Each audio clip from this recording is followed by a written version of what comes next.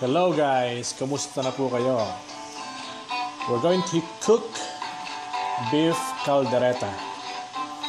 At ito po ang mga ingredients. Meron po tayong beef ribs, potato, carrots, liver spread, garlic and onion, red bell pepper, olives and green peas, chili, cheese, salt, water, vegetable oil, soy sauce.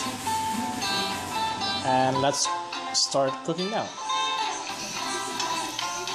As usual, magigisa po muna tayo ng bawang at sibuyas.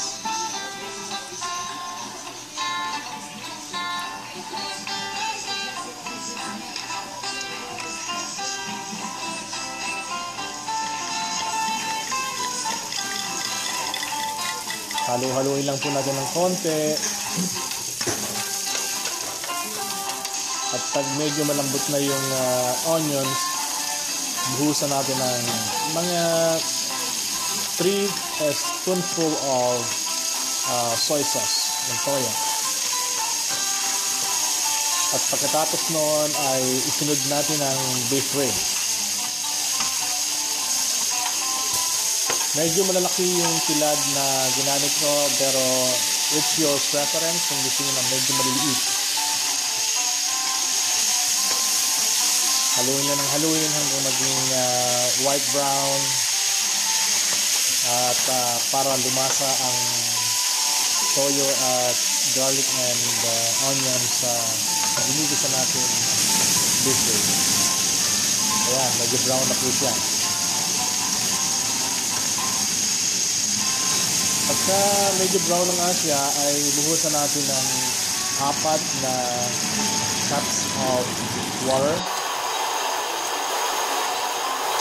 Medyo marami kong tubig ang nilagay ko dahil kailangan natin palambutin ang matigas na karne ng beef ribs. Alright?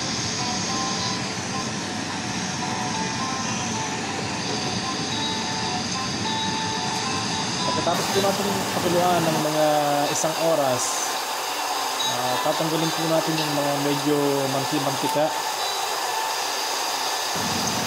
At pagkatapos po natin matanggal ang mantikang yon, ay ibuhos na natin ang tomato sauce.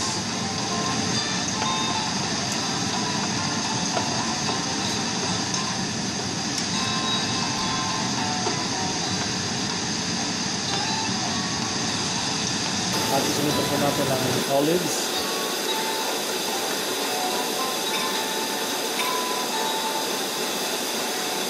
And then the carrots.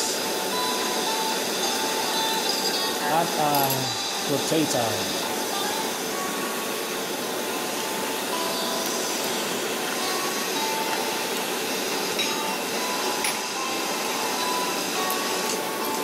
Lagyan na rin po natin ang liver spread. Oops.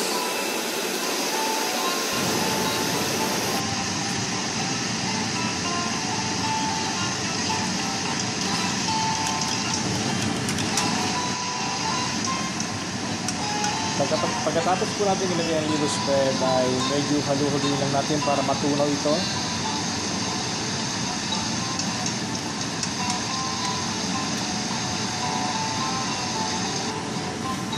At ang salt.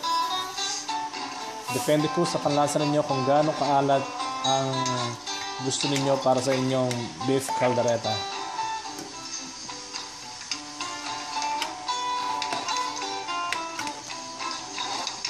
Ayun po, tatakpan na po natin at takukuluan po natin hanggang sa malito ang potato and carrots.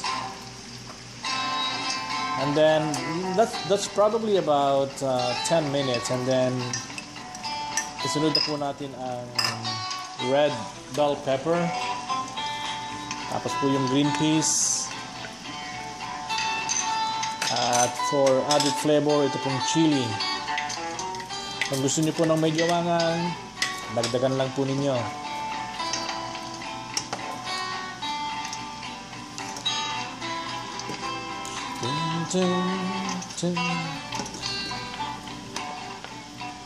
Ayan, malambot na po ang ating beef.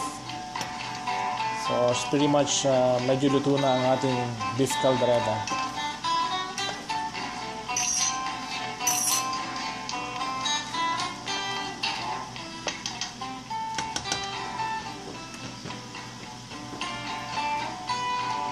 And then lastly, para po sa added flavor at para medyo maganda ang sauce natin, malapot, lagyan po natin ng cheese.